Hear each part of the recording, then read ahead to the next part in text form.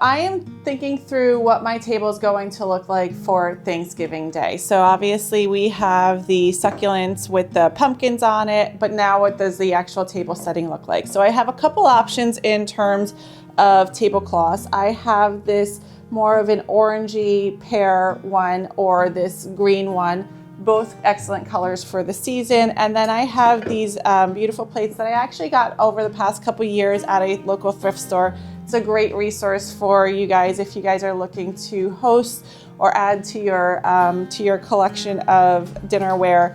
But I have this one that's more of a green motif with the pumpkin on it, or I have a grape leaf one, but again, it's of the colors of the season. And then I have these wicker type of chargers. So I'm kind of playing with the idea of either having the green theme plates with the orange tablecloth or the orange plates with the green tablecloth. I could also probably interchange them to be more of a matchy look. And then I have these beautiful gold wine glasses that I actually picked up a few years ago from Anthropology.